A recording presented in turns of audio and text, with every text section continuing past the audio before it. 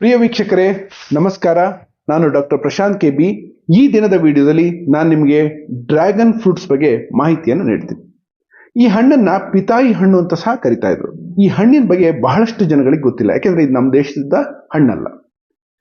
ಈ ಹಣ್ಣನ್ನು ಸಾಮಾನ್ಯವಾಗಿ ಉಷ್ಣವಲಯದ ಲ್ಯಾಟಿನ್ ಅಮೆರಿಕದಲ್ಲಿ ಬೆಳೀತಾ ಇದ್ರು. ಅನಂತರ ಇದು south East Asia like Vietnam ಇರ್ಬೋದು, ಥೈಲ್ಯಾಂಡ್ ಇರ್ಬೋದು, ಇಂಥ ದೇಶಗಳಲ್ಲಿ ಬೆಳೀತಾ ಇದ್ರು. ಅದನ್ನ ಎಕ್ಸ್ಪೋರ್ಟ್ ಮಾಡ್ತಾ ಇದ್ರು. ನಂತರ ಈಗ ಇಸ್ರೇಲ್ ಮತ್ತು ಆಸ್ಟ್ರೇಲಿಯಾ ದೇಶಗಳು ಸಹ ಇದರ ಕೃಷಿಯನ್ನು ಮಾಡಿ ಎಕ್ಸ್ಪೋರ್ಟ್ ಮಾಡೋದಕ್ಕೆ ಶುರು ಮಾಡಿದ್ದಾರೆ.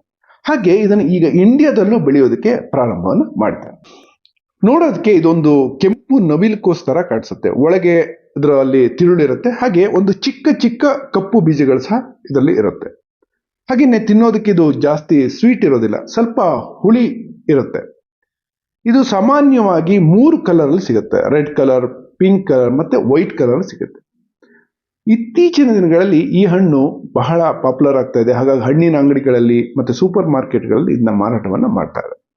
ಇದರ ನ್ಯೂಟ್ರಿಷನ್ ವ್ಯಾಲ್ಯೂ ಬಗ್ಗೆ ಹೇಳಬೇಕಾದ್ರೆ 100 ಗ್ರಾಮ್ ಹಣ್ಣಿನಲ್ಲಿ ಕಾರ್ಬೋಹೈಡ್ರೇಟ್ಸ್ 11 ಗ್ರಾಮ್ ಇರುತ್ತೆ, ಹಾಗೆ ಪ್ರೋಟೀನ್ 1 ಗ್ರಾಮ್ನಷ್ಟು ಇರುತ್ತೆ, ಹಾಗೆ ಫೈಬರ್ 3 ಗ್ರಾಮ್ನಷ್ಟು ಇರುತ್ತೆ. ಇದರಲ್ಲಿ ಬಹಳಷ್ಟು ವಿಟಮಿನ್ಗಳು ಈ ಹಣ್ಣಲ್ಲಿ ಇರುತ್ತೆ. ಆದರೆ ವಿಟಮಿನ್ ಸಿ ಪ್ರಮಾಣ ಇದರಲ್ಲಿ ಸ್ವಲ್ಪ ಹೆಚ್ಚಿನ ಪ್ರಮಾಣದಲ್ಲಿದೆ.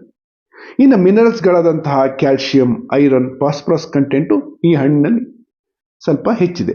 ಅದರಲ್ಲೂ ಮುಖ್ಯವಾಗಿ ಐರನ್ ಕಂಟೆಂಟ್ ಪ್ರಮಾಣ ಈ ಡ್ರ್ಯಾಗನ್ ಫ್ರೂಟ್ನಲ್ಲಿ ಜಾಸ್ತಿ ಇದೆ.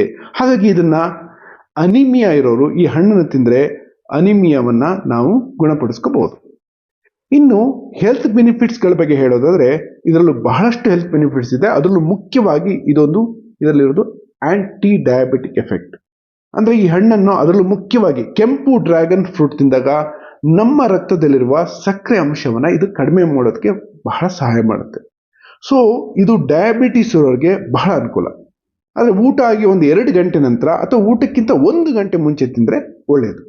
ಎರಡನೇದಾಗಿ ಇದು ಕೊಲೆಸ್ಟ್ರಾಲ್ನ ಕಡಿಮೆ ಮಾಡುವ ಅಂಶ ಇದೆ. ಅಂದ್ರೆ ಇದು ಟೋಟಲ್ ಕೊಲೆಸ್ಟ್ರಾಲ್ ಕಡಿಮೆ ಮಾಡುತ್ತೆ, LDL ಕಡಿಮೆ ಮಾಡುತ್ತೆ, ಹಾಗೆ ಟ್ರೈಗ್ಲಿಸರೈಡ್ ಕಡಿಮೆ ಮಾಡುತ್ತೆ, ಹಾಗೆ ಇದನ್ನ ಒಳ್ಳೆ ಕೊಲೆಸ್ಟ್ರಾಲ್ನ HDL ಅಂಶವನ್ನು ಜಾಸ್ತಿ ಮಾಡುತ್ತೆ. ಇನ್ನು ಮೂರನೆಯದಾಗಿ ಇದರಲ್ಲಿ ಆಂಟಿ ಇನ್ಫ್ಲಮೇಟರಿ ಎಫೆಕ್ಟ್ ಇದೆ.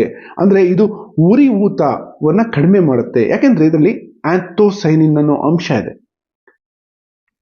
ನಾಲ್ಕನೆಯದಾಗಿ ಇದರಲ್ಲಿ ಪ್ರೋಬಯೋಟಿಕ್ ಎಫೆಕ್ಟ್ ಇದೆ, ಯಾಕೆಂದ್ರೆ ಇದರಲ್ಲಿ ಇರುವಂತಹ ಆಲಿಗೋಸ್ಯಾಕ್ರೈಡ್ಸ್ ನಮ್ಮ ಕರುಳಿನಲ್ಲಿರುವಂತಹ ಒಳ್ಳೆ ಬ್ಯಾಕ್ಟೀರಿಯಾಗಳಿಗೆ ಆಹಾರವಾಗುತ್ತೆ.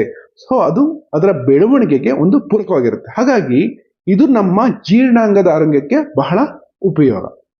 ಇನ್ನು ಕೊನೆಯದಾಗಿ ಇದರಲ್ಲಿ ಆಂಟಿ ಆಕ್ಸಿಡೆಂಟ್ ಪ್ರಾಪರ್ಟಿ ಇದೆ, ಯಾಕೆಂದ್ರೆ ಇದರಲ್ಲಿ ಬೀಟಾ ಲಯನ್ಸ್ ಅನ್ನೋ ಅಂಶ ಇದೆ, ಹಾಗೆ ಕೆಲವು ಬಯೋ ಆಕ್ಟಿವ್ ಕಾಂಪೌಂಡ್ಸ್ ಇರ್ಬೋದು, ಹಾಗೆ ವಿಟಮಿನ್ಸ್ಗಳಿರೋದ್ರಿಂದ ಇದು ನಮ್ಮ ದೇಹದಲ್ಲಿ ಆಗುವಂತ ಆಕ್ಸಿಡೇಟಿವ್ ಡ್ಯಾಮೇಜ್ ಅನ್ನ ತಡೆದು ಹಲವಾರು ಕಾಯಿಲೆಗಳನ್ನ ಬರೋದನ್ನ ತಡೆಯುತ್ತೆ.